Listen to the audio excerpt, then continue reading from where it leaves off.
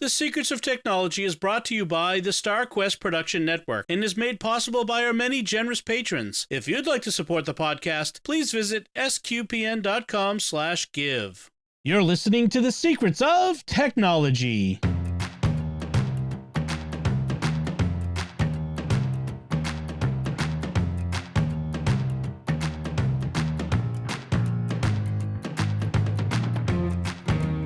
Hi, I'm Dom Bettinelli, and you're listening to The Secrets of Technology, where we discuss the technology news that's important to you from a uniquely Catholic point of view. And joining me today on the panel are Victor Lambs. Hey, Victor. Hi, Dom. And Thomas Sanjurjo. Hey, Thomas. Hey, Dom. And we want to say welcome back to our special guest, Matt Clark. Hey, Matt. Hello, Dom. In case folks don't remember, Matt was on with us just about a year ago in our episode 195. Matt is a farmer, and before we get into that, I want to have you introduce yourself again to the audience.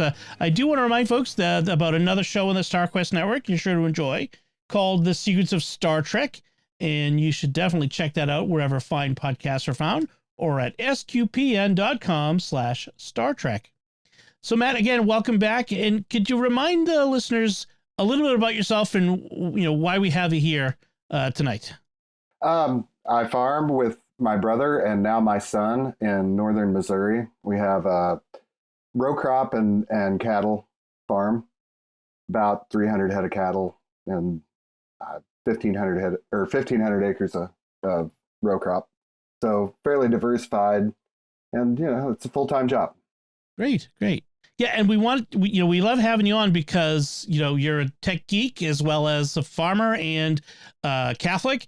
And we want to talk a lot about, especially about the ag tech. That's the term I've learned. It's the thing. And I feel like I'm on the inside now because I can use the lingo. But we're learning. It was fascinating last time talking to you about the issues and the opportunities, but with farming and agriculture and technology and some of the ethical and moral and other even philosophical aspects around all of that. And we wanted to have you back. It's the slow season, obviously, for farmers. I won't say you're not busy, but there's always something to do on the farm, I know, but you're not busy out in the field. So that's a good opportunity to get you in here. We survived the cold snap of the last 2 weeks. So. Oh, yes. I saw your pictures on our Discord. Man, that looked cold. So I want to kind of dive right into it because we have some interesting stories that we wanted to talk about, some developments in the area of technology and agriculture. And one of the things that you shared in our Discord was this story about how John Deere, which is the big agricultural equipment manufacturer, and SpaceX have announced a Starlink deal. And so I wanted to ask you about it. Why would this deal between SpaceX and John Deere be a big deal for you and other farmers? And what concerns would it bring up for you? So why would it be? What benefit could it be? But what would concern you about it as well? Well, the reason the deal happened was connectivity, the Internet of Things, as it is. The John Deere GS3 Green Star, 4 and 5 now, have connectivity, and they're moving towards automation. And the automated tractors have to be in touch with the server and in touch with your phone device, whatever you have with you. And they need low latency. They're using an LTE modem now, and that's fairly good. But there's places I can see four cell towers from my house, and there's places where I don't have a cell signal. And so if the tractor, the equipment can't stay in communication, it cannot function autonomously. And so you get out in big sky country, you get in Brazil and areas like that, in less populated areas, and they don't have the cell towers, and you just can't communicate. And so for this, that's entirely what it's about. It's to keep the tractors communicating with John Deere servers, and in turn communicating with the owner operators and stuff like this. Because if something goes wrong with the tractor out there, even, you don't think 5.5 to 8 miles an hour is that fast out in the field. When you drive 60, it's pretty fast. If you can't send a shutdown signal to that tractor in less than a second, it's moving, 5 to 12 feet every second. That's a lot of room for a bad day. Right. Well, I think about it, like when there's a lag in the amount of time it takes before I hit the switch for my light in my room, and it's like there's a 2-second lag, and it's like, oh, what's good? Like there's that moment of panic just in that for a light. But I can imagine if I had a massive, very expensive piece of equipment far away in a field, tearing up crops because it's gone rogue, I can imagine that would be a problem. Yeah, tearing up crops could be a good ending to something going bad there, right. Destroying equipment or losing equipment or even people. I've watched videos of these and the onboard controls are very quick to stop the machine if it senses anything.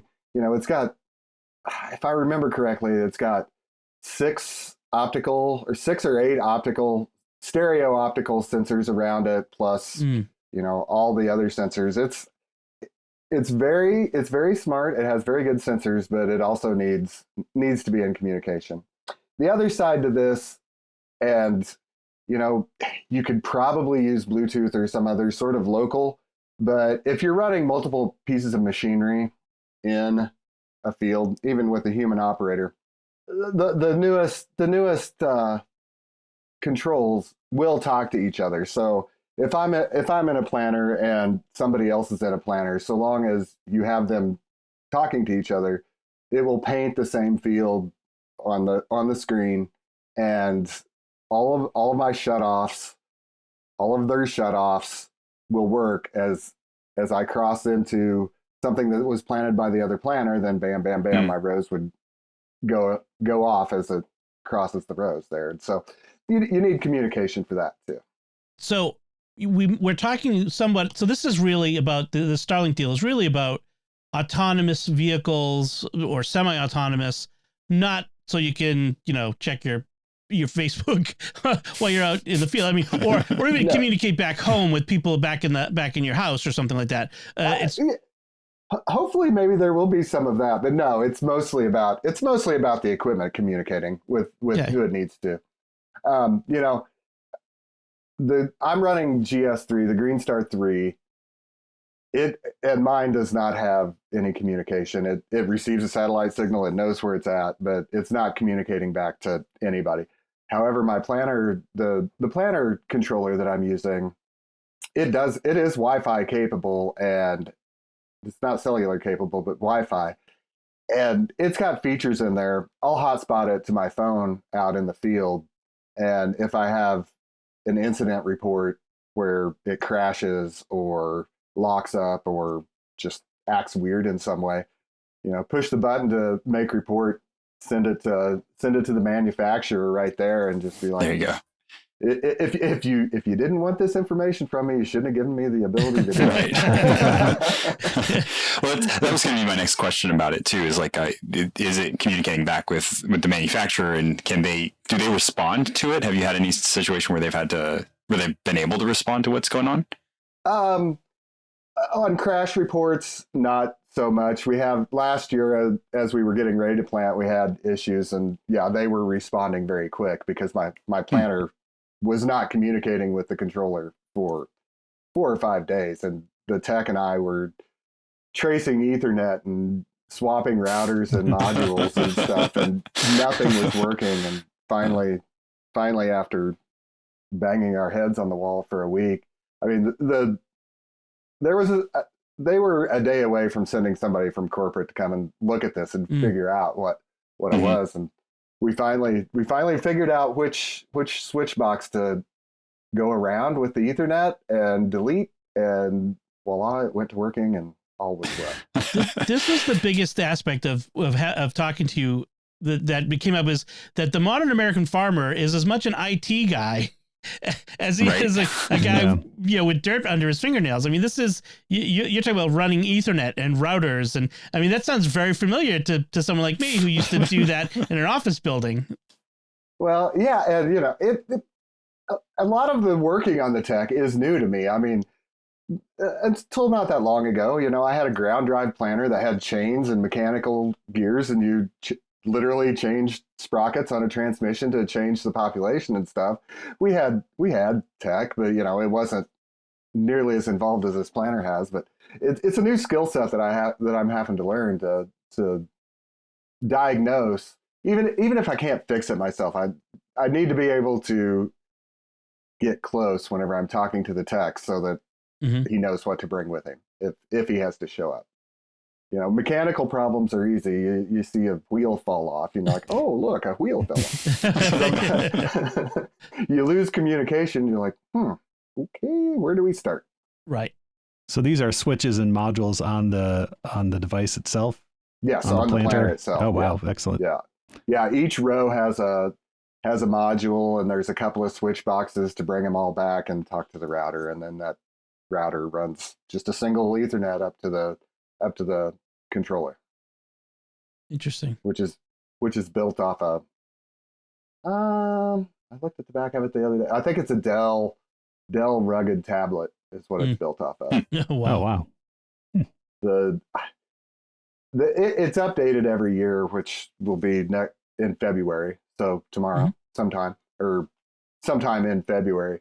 The first year or two, it really did have some overheating issues with the laptop or with the tablet. It seems like they've optimized the software some, and last year I had problems, but I didn't have once a day whenever the sun's beating down through the glass of the tractor onto the back of it overheating. So, yeah. Anyone keeps their phone on their dash of their car will recognize that in the summer, the overheating issue. Yeah. So speaking of overheating, of course, one of the biggest issues in our society now, and people are talking about, is climate change. Obviously the climate changes. It just, whatever the causes. But what are your big concerns about how climate change affects your farm and how you farm, and maybe even down the line from your farm to the consumer? What are your concerns as a farmer? As farmers, we're kind of on the front line of a lot of this stuff, but I'm not concerned as much about climate change, partly because there are things that we can all do, but it's bigger than one person, and I try not to borrow trouble from the future if I don't have to. But good way of putting it. But on the other hand, if there is something that can be done, I'm satisfied that the American farmer will end up doing it. You want to look at historical disasters that agriculture was involved in. You go back and you look at the Dust Bowl, and there were environmental factors, but a lot of factors was the way that everyone was farming there. They weren't doing it intentionally, but the best practices of the day that they were using turned out to make the drought even worse. And the modern conservation movement got started out of that, and farmers led the way with that all through the 20th century, to the point where it wasn't is in the last 10 years, John Deere, which invented the steel moldboard plow, stopped making moldboard plows. Whenever there's an issue like this that comes up, I feel we can take care of it if there's something we can do. There's a lot of talk about carbon credits and trading carbon credits and what we can do to do that. That's in its infancy right now. I don't know what that's going to look like. It may be something. It may be another one of those things that people talk about and then are like, well, no, that's not actually going to work.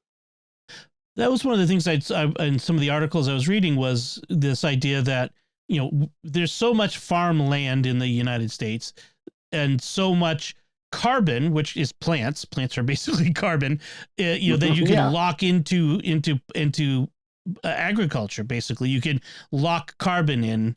They talk about doing that sort of thing, like removing CO2 from the atmosphere and locking it into land.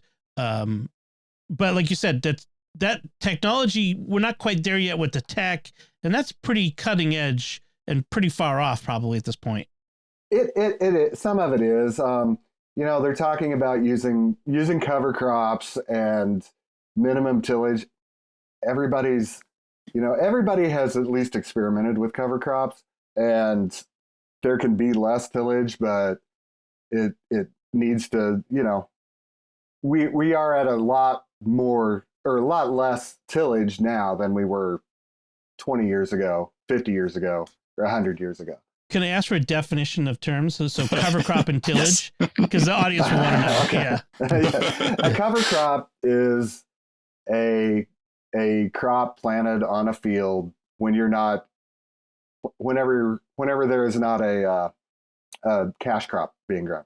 So a clover or a ryegrass or tillage radishes, which is just a really big radish that has a really long root on it. And what was the other one you asked? What is tillage. tillage? Yeah. Tillage is any mechanical working of the soil. Okay. Traditionally, we were talking about the Dust Bowl. Back then, you would have plowed the ground, probably in the fall, and it would have stayed bare over winter. And then come spring, you would have pulled a disc harrow or a disc over it to kind of smooth it out a little bit. And then after you got done with that, you would have hooked onto a cultivator and pulled that across it to finish smoothing it out and making a nice soft seed bed, and then plant it into it. Nowadays we can plant into last year's stubble, or standing cover crops, or what. We still have to use tillage. Nature has a way of moving things around, despite our best efforts. And so you still have to go out there and fix ditches and terraces and tile outlets and all of these things. That it doesn't stay static, and nature's always changing. But you have to work with it. And so there's a place for some tillage and a place where you don't have to use it. Yeah, I hear out up in New England here, the farmers talk about growing rocks. they seem to, the easiest crop to grow is more rocks in the fields, which is why we have so many rock wall fences through forests and everything up here. I've been up in that area, and there are a lot. It's very pretty up there. Yeah. We don't have quite that many rocks, but we do have places where we do. So one of the tech issues that it's sort of a philosophical moral issue is, back in the 70s, there was all this talk about the population bomb, Paul Ehrlich's book, which is based on this idea that population was growing so fast and we would never be able to produce enough food for the population that we would have by 1990 or 2000. And there's a great TED talk. I don't remember. I would link to it, but I don't remember who it was, where he talked about the reason that never happened is because the technology for increasing yield surpassed the growth of population. Do you think that's sustainable? Do you have concerns about population growth and feeding all the people? No, I don't. First off, if you go back to 1900, it was 1860s is whenever the USDA first started keeping track of the corn yield in the United States. And it was pretty flat from post-Civil War up to 1900 at like 25 bushels an acre, which means nothing to most people listening. Last year's corn crop nationwide average was 177 bushels per acre. Wow. It has through the use of technology, the corn crop average per acre yield of the corn crop has gone from 25 in 1900 to to 177 last year. The record winner for the National Corn Growers Association's yield contest, I believe, was 620 bushels. I would have to look it up. I can find it really quick. But 620 bushels per acre. Is that easy to do? Obviously not, or the nationwide average would be that. But the potential, I don't know what the top yield potential per acre for a corn plant is. And we're learning how to breed better corn and even using GMOs and splicing and all of this. So right now I'm not worried at all. You look at soybeans, which is one of the other crops that is one of the three major crops in the United States. You've got wheat, soybeans, and corn. Soybeans, the average yield last year, I believe, was 51 bushels per acre.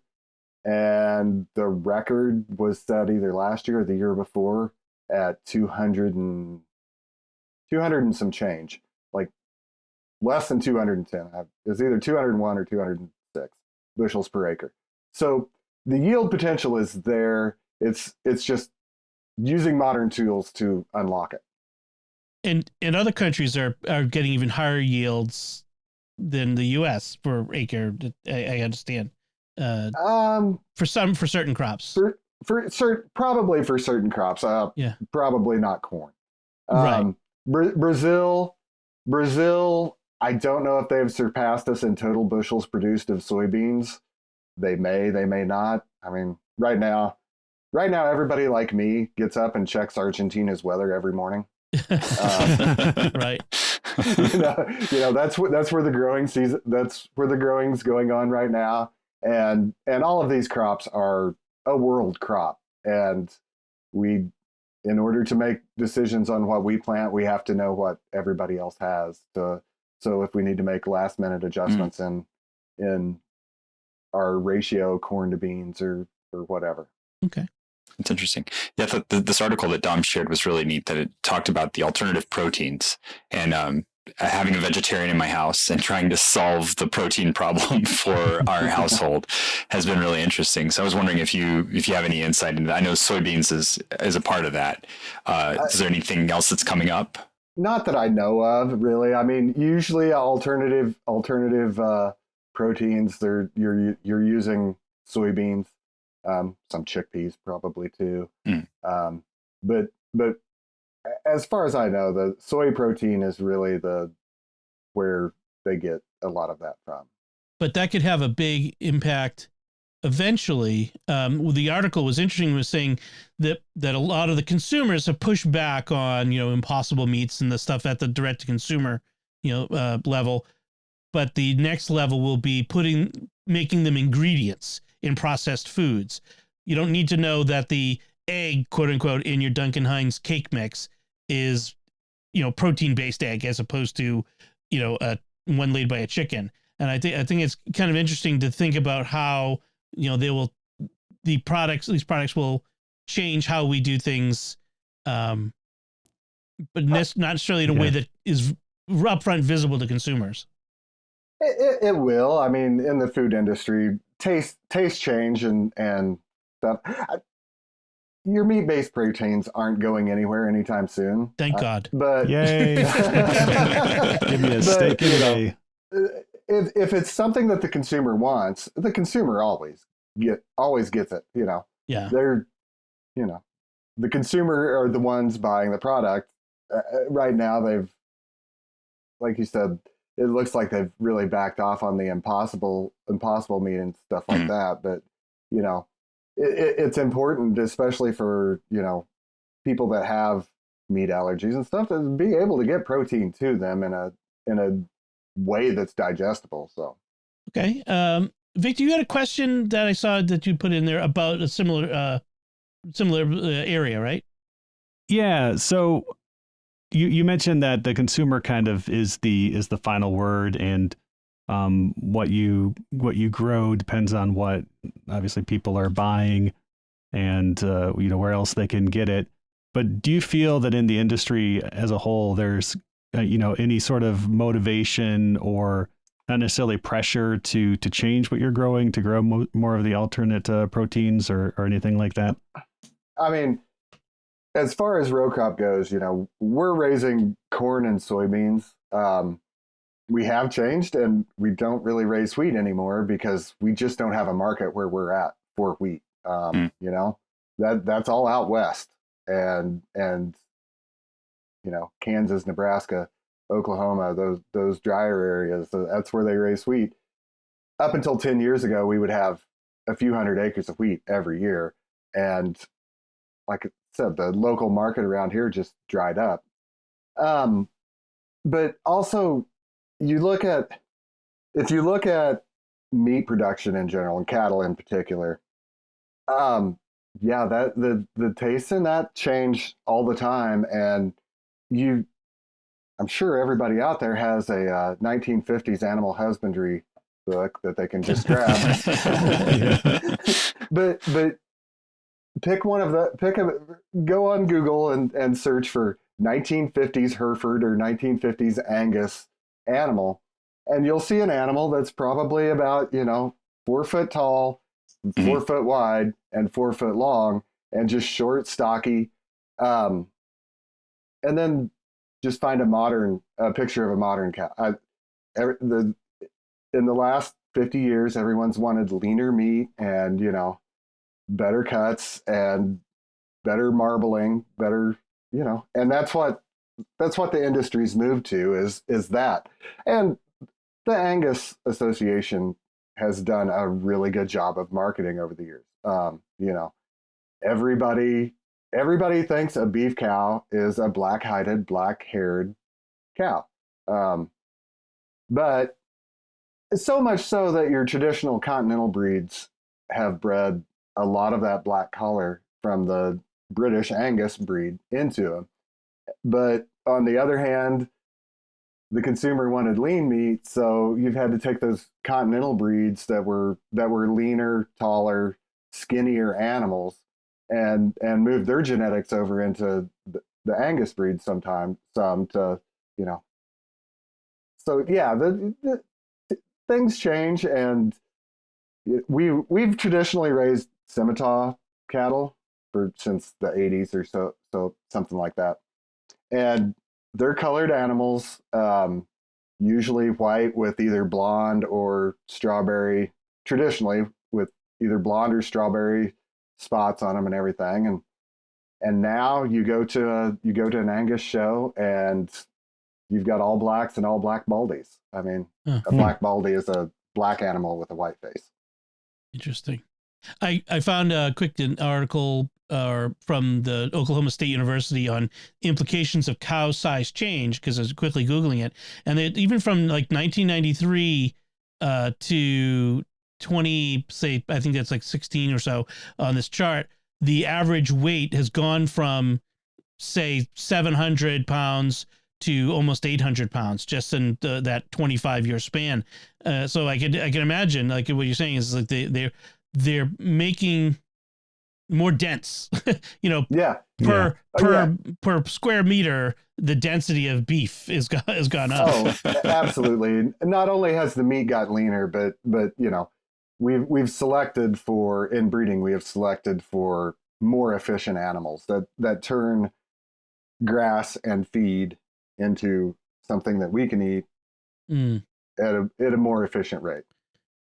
One thing that one of the areas of technology that is impacting all of us is drones. More and more drones in use around us, and the drones are becoming big on farms, I understand, in part because of labor shortage. Every industry is experiencing labor shortages, but farms apparently, especially probably the big corporate ones, are experiencing shortages of labor, but also they're more efficient. What do you think of the increasing use of drones on family farms and ranches? I will see more. We'll see more drone use in the future. I would argue a bit with it being more efficient. Where we're using drones right now is in chemical application and stuff. And one, you have to have an FAA license, and you can only be flying one at a time, I believe. You can't have a swarm right now. because of the size that these drones have to be. And as they're flying, they have a 10-minute flight time, and they have to land, refill, and have a battery switched out and go back. So you're looking at a drone. Somebody with a drone maybe could spray 200-300 acres a day. You have a ground. Whenever you're having to apply stuff, you have a ground sprayer come in. They could do 1,000, 1,200 acres a day. Or you have a helicopter or airplane, and they can, probably do close to that a day too. A lot of helicopter use anymore. You get better penetration through the canopy with the downdraft of the helicopter. Interesting. But I think you're going to see more and more. You're also going to see smaller drones out there for scouting purposes. You can do near visible light, infrared or ultraviolet, and see what the plant is doing in those wavelengths, and see where you have problems that you might have to go out on foot and scout. I'd shared an article with you, and I think where we're going to see autonomous things and stuff like that is more in your swarm ground-based robotics. I don't know how soon that is. 5-10 years, maybe 5. I mean, 5 or 10 years is a pretty short amount of time in the farming world, where you consider it takes you a whole year to have a crop. Right. It's just a matter of getting them trained, the AI's trained, for lack of a better word, to go out there, take care of the weeds and leave the crops. You also have on the other side of that, it's very important to manage chemical resistance in weeds of all sorts. And a mechanical means of, sometimes that's why tillage is used, is to help control weed populations. But an alternative mechanical method of taking care of weeds, nothing's resistant to iron.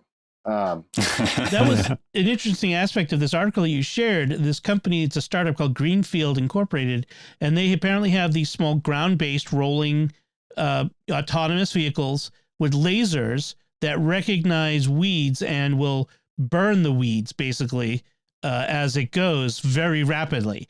And as they say in the article, just what you just said is, weeds can't develop a resistance to lasers, which I think is awesome.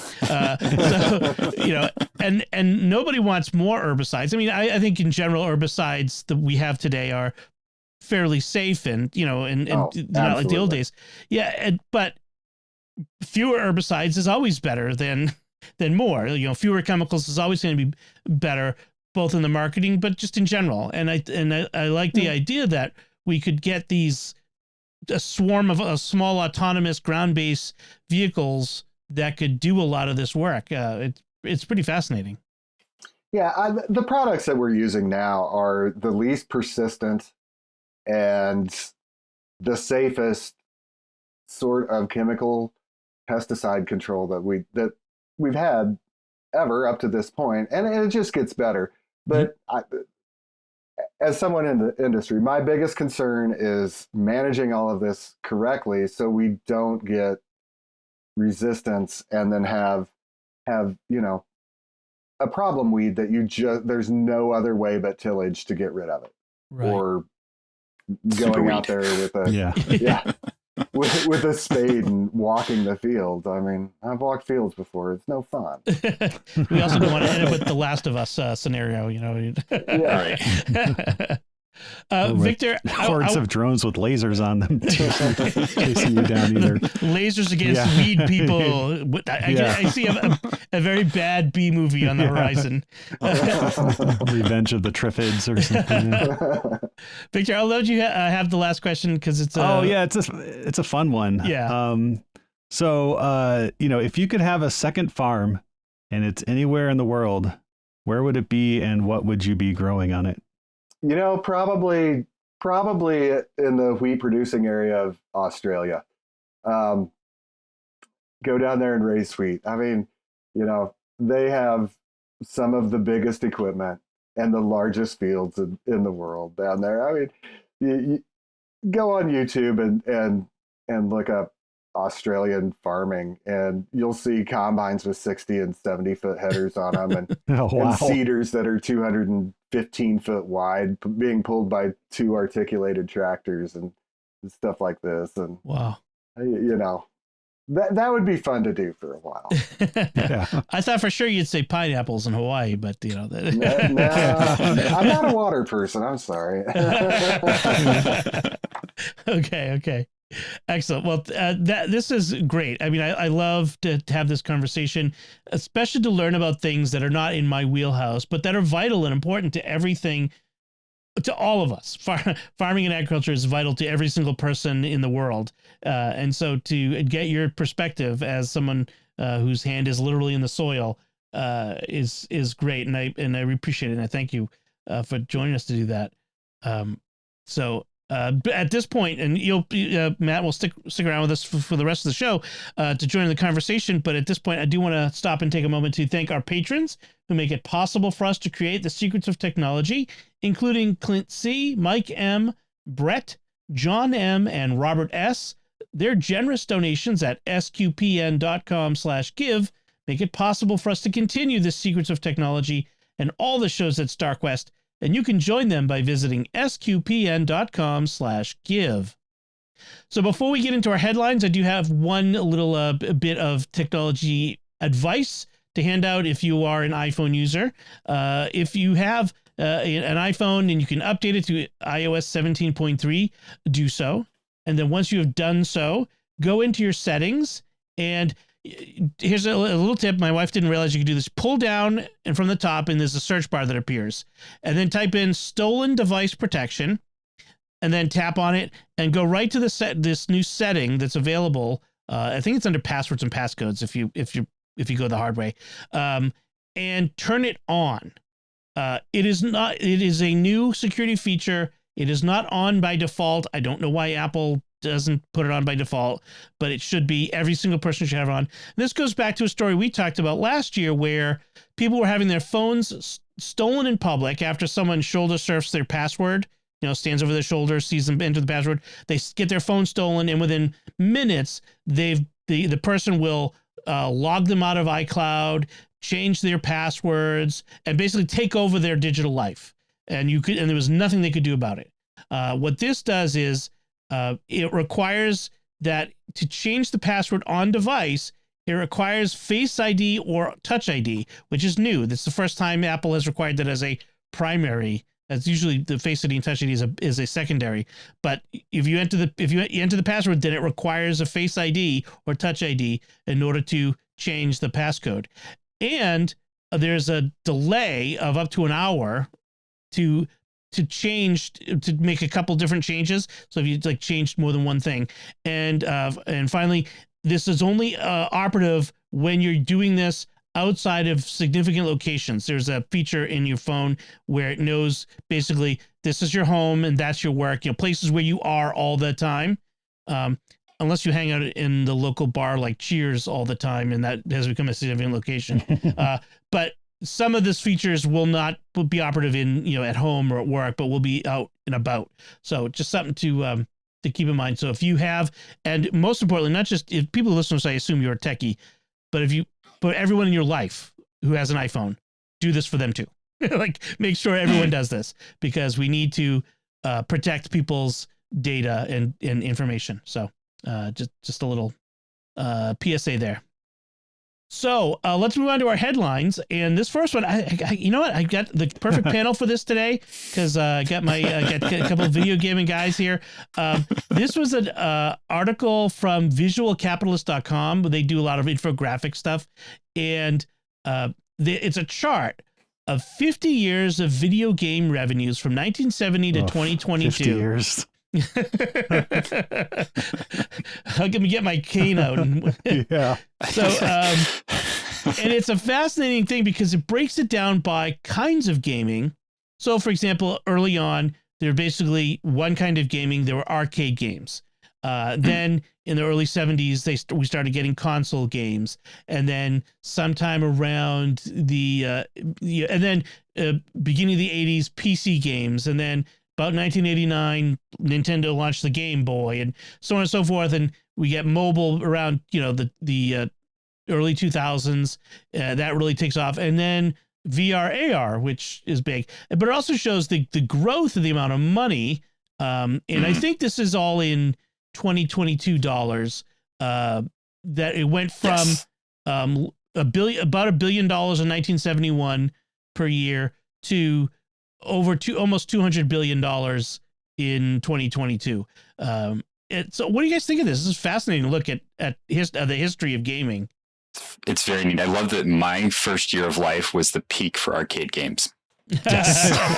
That was awesome. But then it's hilarious because I look at it and like my brother's first year of life is like the lowest point on the whole graph for all of them. So I was 81, he was 85. That's just kind of like something dipped there.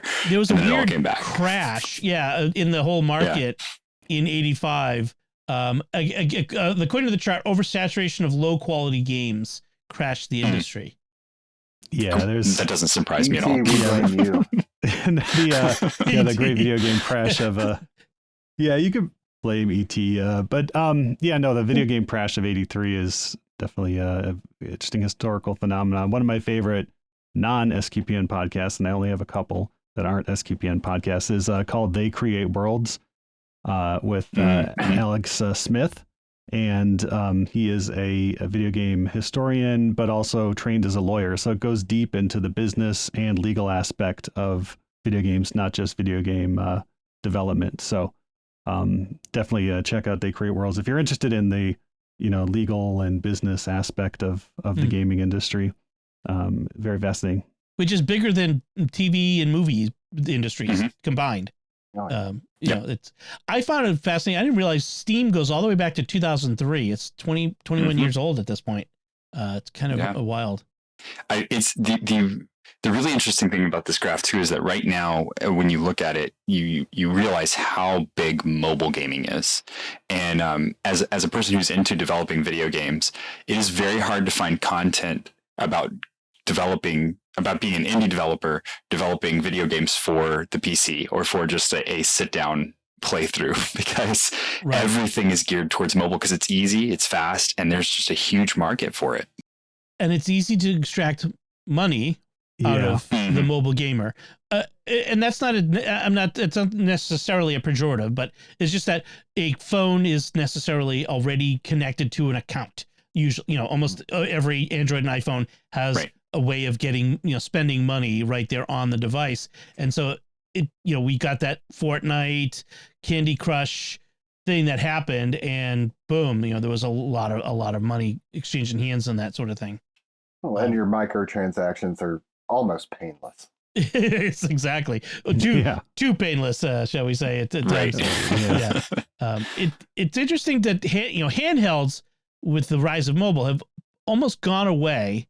Although I'm curious what we would say about with the Steam Deck, the Switch.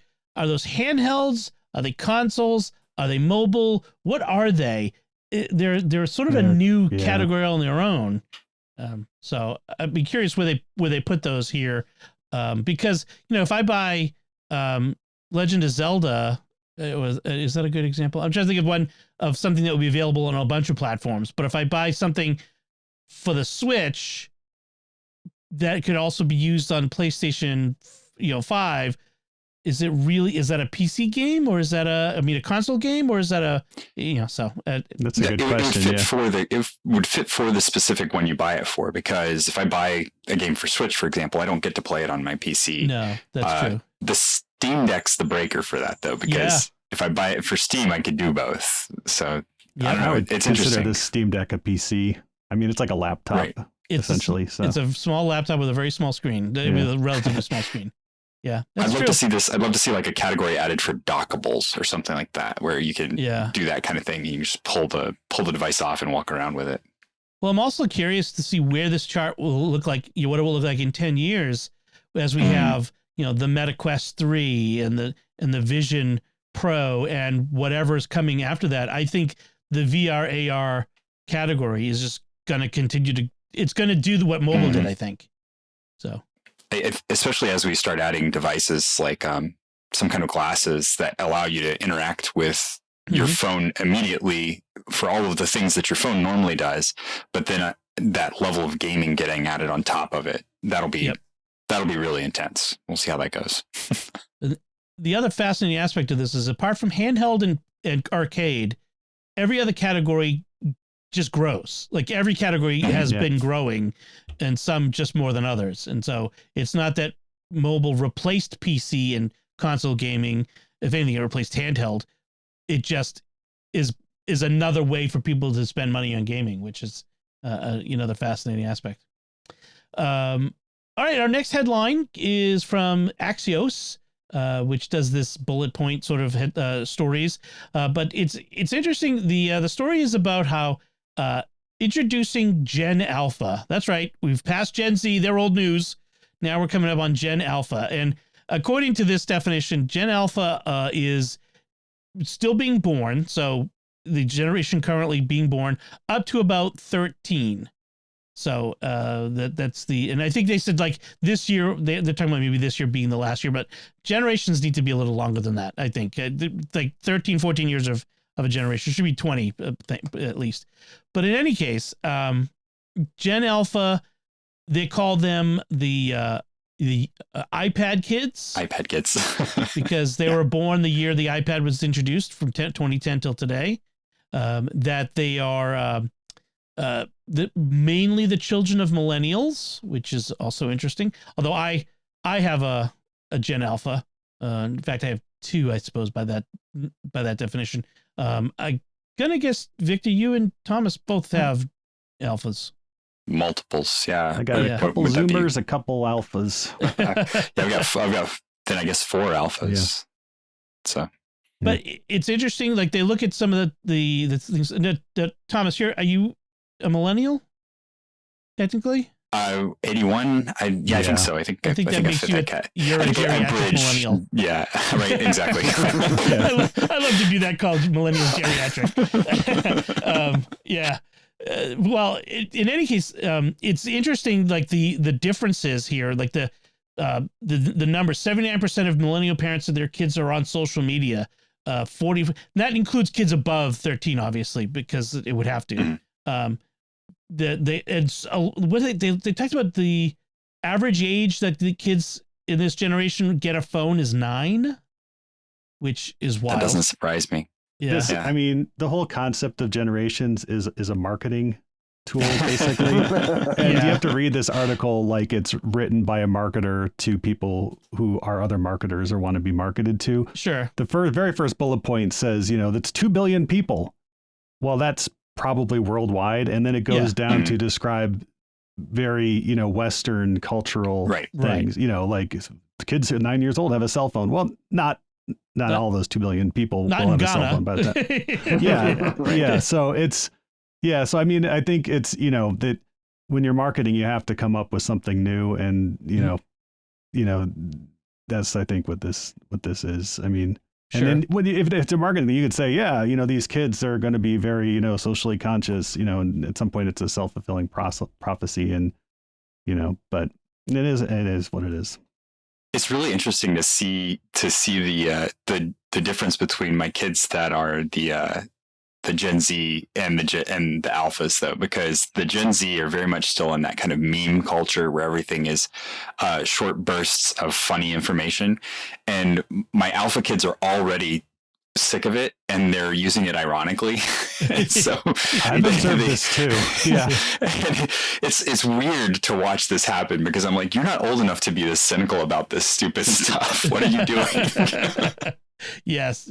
I've seen some videos of kids, the alphas, like ridiculing the millennials and the Zoomers as being old and out of date, and it's hysterical to watch. Like, I don't understand half of what either of them are saying, but it's pretty funny to watch. But one thing that came up in this article that I think is interesting, it's true for both alphas and Zoomers, is how much the COVID-19 pandemic defined them. It was it was an event, even more so like, you know, try to think back for the response to the pandemic defined them. But well, the pandemic itself did not affect them. The response to the pandemic is what defined them. Their experience of the events surrounding what happened in 20 and 21 are really. My own kids talk about this, like how, you know, they sort of look at their lives as pre-pandemic and post-pandemic. You know, the world before, the world after, even more so than I do, and. You know, my kids are homeschooled, so they didn't even have the whole schooling aspect of it and the change as a result of that. So it's interesting to see how this. It will be interesting, especially to see how this affects them going forward. I mean, in some ways, it's probably not unlike how the Kennedy assassination affected boomers. You know, that and the Cold War and, you know, Apollo 11, you know, that sort of stuff, like that affected the way they saw the world. And I'm kind of just, it'll be curious to see these generations as they grow up, how that affects them. Yeah. It depends also to the extent to which they kind of buy into, you know, large media organizations versus alternative media organizations. I think we're seeing a fracturing along those lines, you know, where people are, you know, kind of being more balkanized into their alternative media, in which case there might not be many more events that will really define, you know, an entire generation, because what's significant and what's, you know, becomes part of their, you know, personality will vary from group to group and person to person. Interesting. Yeah. So our last headline is a Bloomberg article. This Nobel Prize winner cautions on a rush into STEM after the rise of AI. And this is this Nobel Prize winning labor market economist, Christopher Pissarides, who says that workers in certain IT jobs risk sowing their own seeds of self-destruction, not dramatic enough, I guess, by advancing AI that will eventually take the same jobs in the future. So basically, they are by creating AI, they're destroying their own future, whatever, and that people, says the social scientist. Yes, yeah, and that instead of, you know, continuing the rush into STEM fields, people, you know, young people should be encouraged to look at jobs that require more face-to-face skills, since AI apparently will not have a face for a while yet. So, Thomas, what do you think of this one? Yeah, I think as a 3D printer nerd, there was that was always the statement about 3D printers. Eventually, 3D printers will be able to print their own 3D printers, and then you won't have to worry about that anymore. And that hasn't happened, and it won't get there. You know, and working closely with data and AI, like I do, there is definitely no concern about the STEM field being around for a very long time in the future, but very much growing too. Just you can go to find a good subreddit about prompt engineering for machine learning, and watch what these guys do with the prompt engineering, just to get the machine to do something that they want it to do. For example, like, you know, they made it so you can't make copyrighted images. So these guys engineer prompts to get around that by tricking the machine learning into thinking, or into saying, you know, write a prompt for yourself about this copyrighted item with no copyrighted information in it, and then feed it into yourself so that you can produce the image for me. And they will get copyrighted images right back out of the thing by doing that. So that's the kind of stuff that it requires a programmer's brain. It requires the knowledge and the background of tech, and having looked at how the code was built in a way that you can figure out how to alter how it works. And that's 2 levels deep. That's not outside of STEM. That's doubling down on STEM and learning further how to get into it. And it also, it forgets that human intuition is still a thing that is not replicable artificially. These AIs are not data from Star Trek. They're not the droids from Star Wars. They are not Skynet even. They are incapable of intuition. They are just very large buckets of data that process very quickly. Yeah. And so human intuition is still a thing, and that cannot be replicated. Yeah, and I think if anything, you're going to need STEM skills to excel in the kind of areas of empathetic and creative skill areas. My son is working on a research project where he's for psychology, surveys and stuff are coming back in, and they had to read the surveys and then kind of grade them.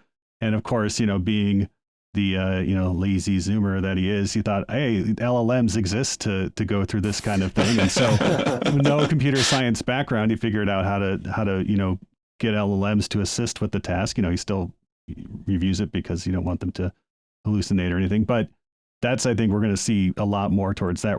There is kind of like the baseline knowledge of STEM is going to actually go up in order for you to use these tools. It'll be expected that you'll have a generative AI skill set, just like we have a Microsoft Word skill set, right? In the 90s and 2000s. But yeah, just, when it comes to careers, do whatever's going to make you happy. Like right now, don't try to plan your career over what people are saying will happen 30 years from now, because it's never a good strategy. Yeah. Just do what you love doing. Just go back and look at news articles from 30 years ago that were about what jobs we will need in 30 years. And you will see that it's complete nonsense. Excellent. All right. So those are our headlines this week. Let's roll along right into our picks of the week. Victor, what do you have for a pick this week? Yeah. So as you may know, I do podcast editing. I do audio editing. And I know that, some of our listeners do as well. They have their own podcast, or they want to start their own podcast. And one of the, things that you struggle with is, how do you get the voice to sound as clear and professional as possible without, a lot of background noise and, without delving into equalization and compression and all of this stuff. So iZotope has just released a relatively inexpensive piece of software. It's $30. It's a plugin that runs in your audio software called VEA, or Voice Enhancement Assistant. And what it is it's 3 sliders or dials that you turn up. The one cleans up your audio, one, balances the EQ and the compression for you, and one adjusts the overall loudness and keeps your loudness consistent throughout the entire recording. And so I've been experimenting with this, and I've actually, I'm not really a big fan of black box software where I can't see all the stuff that's happening in the background, but I've been using iZotope software since 2002, I think was the first version of Ozone I have. I have their, high-end, pro software, but I've been using this, and it's just really nice to just say, okay, this slider, this slider, this slider, and you get a pretty good signal out of it without a lot of fiddling around. So if you're interested in starting a podcast, or you have a podcast and you have $30 and some knowledge of how to use audio plugins in your audio software, this is a great place to start. Victor, I'm actually kind of angry at you that you didn't tell me about this before. It just came out. It came out 1 week. Yeah, it just came out a week ago. Okay, so it has a 10-day trial. You can check it out. Yeah, I mean, I use iZotope's RX10, which is a post processing. But if I could get a really nice, a plug-in to get it on the front end, man, I'll buy this, and I'll get one for everybody on the network. Yeah, I haven't tried it on recording a live signal. I've used it like in post-production, but I think maybe I will try to use this as I record some of the Secrets of Stargate episodes that are coming up. Yeah, it'd be interesting to try, because I have a workflow, but anything that makes it easier, and there's more and more of these products coming out, so that's fantastic. Yeah. So I love the idea that you don't need to be an audio engineer. I had to learn all this stuff from the ground up. I'm still 10% of what Victor knows. So I wish the stuff was around 8 years ago when I was, or longer, when I was starting to do this. Excellent, very good. Thomas, what's your pick this week? So I have 2. I have one kind of on our list, but I'm avoiding the more controversial one in general. But I have started playing Pal World, which is being widely talked about. I ended up getting a copy for myself and all 3 of my older kids, and we have a local server that we set up. It was the easiest server setup I have had in any experience with setting up servers in my house. So if you want to set up your own server and you do that kind of thing, it's worth it, and the game's a lot of fun. So that's my game recommendation, and that's as far as I'll go with that one.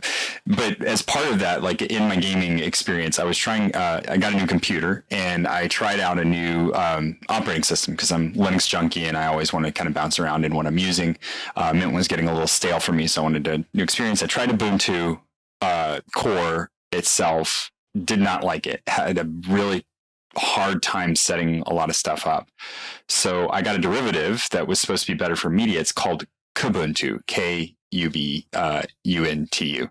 And it is fantastic. Out of the box, all the drivers were ready to go for me. It found my hardware, placed it in, ready to go.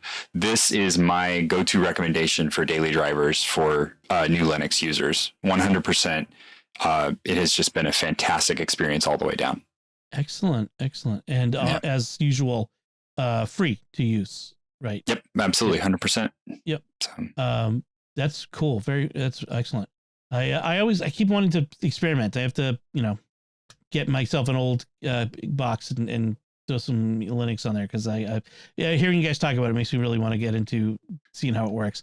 I've dipped my toe into Raspberry Pi, so there you that's go. Mm-hmm. That's my that's beginning. The start. Yeah, there you go. Then I had that DNS problem you tried to help me with, and then I had to wipe out the Pi to start from scratch. So I really learned about how Linux works. Yeah, exactly. Very, very Linux experience. Yeah, I mean, I can't talk too much. My Mac issues that we were having just as we were recording this. So there's issues. Awesome. So my pick is this is going to be kind of a funny one, unusual one. My pick is my washing machine that we bought 6 months or so ago. We are a family of 7. We do a lot of laundry, and so this is like our third washer in the last 12 years, whatever. But I went out and got. I never would have done this. I always like to get the most basic washer. It's the tub and it turns and it's got all mechanicals. I bought the washer with a Wi-Fi in it. And like, I know people like all the techies are like, you're crazy. Why would you do that? Well, it was on sale. It was like a really good sale. Mm-hmm. And I wanted a top washer. I don't like the front loaders. The big thing about this is it connects to HomeKit, their smart home stuff. It has an app, and there was this one feature that really got me. It was that it tells you when it's done and then reminds you 30 minutes later. And my wife loves that. Happy wife, happy life.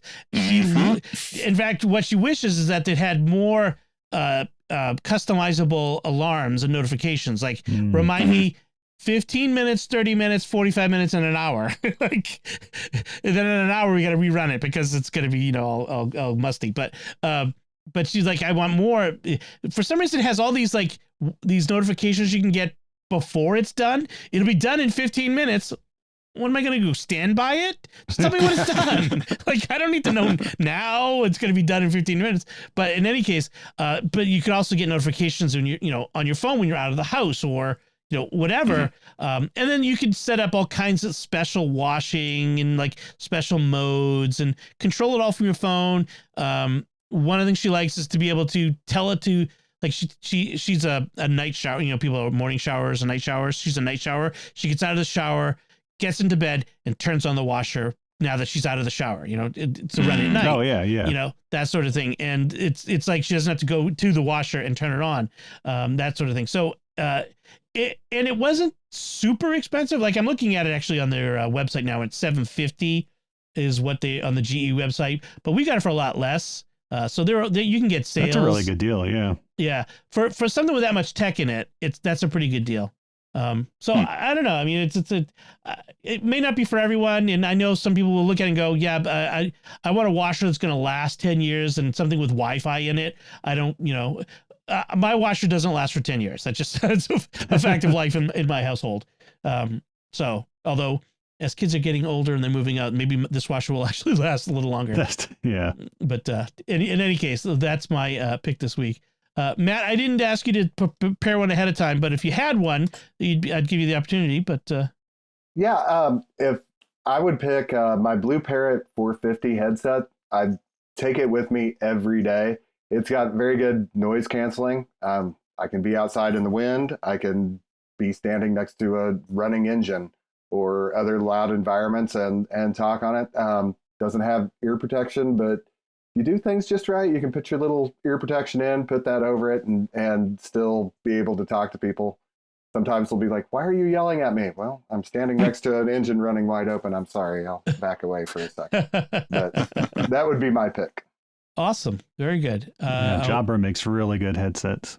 Yeah. Yeah. They last a really long time. The one that I have, it's 4 years old, almost 5 years old. It's been wet. It's been dropped. It's been dropped while wet. You know, it's yeah, and very little chunk. Yeah, and like you know, if, you're using it in all kinds of environments and weather and that sort of stuff, so that speaks well of it. Every day for almost 4 or 5 years now. Awesome. That is a high recommendation for it. Excellent. Very good. Well, thank you all for your picks, and that'll do it for us this time. We'd love to hear from the listeners, anything that you thought about what we discussed today, or if you have other questions for Matt, show up in our Discord and go to the Secrets of Tech channel, and you can ask Matt some questions about farming or ask us about things. We've had some great discussions. Just today, someone was asking about how to get started with home automation. Like, where should we begin? Which should be a topic we should do on the show sometime. Yes. How to get started. And things like, what should I be renting my router and my modem from my internet service provider? So show up there. We'll do our best to answer. You should not. Yeah, we'll do our best to answer the questions and give you the leads on where to go for that. But for now, you can you can comment on the show at sqpn.com/technology. You can visit our Facebook page, facebook.com/StarQuestMedia. Send an email to technology@sqpn.com, or visit the StarQuest Discord community at sqpn.com/Discord. You can find links from our discussion and picks of the week on our show notes at starquest.fm/TEC242, Tech242. Remember to like the Secrets of Technology wherever you find us on social media, like on Facebook, retweet us on Twitter, and leave us comments wherever you can. Until next time, Thomas Sanjurjo, thank you for joining me and sharing the Secrets of Technology. It's been great. Victor Lambs, thank you as well. Thanks, Dom. And thank you again to our special guest, Matt Clark. Thank you. And once again, I'm Dom Bettinelli. Thank you for listening to the Secrets of Technology on StarQuest.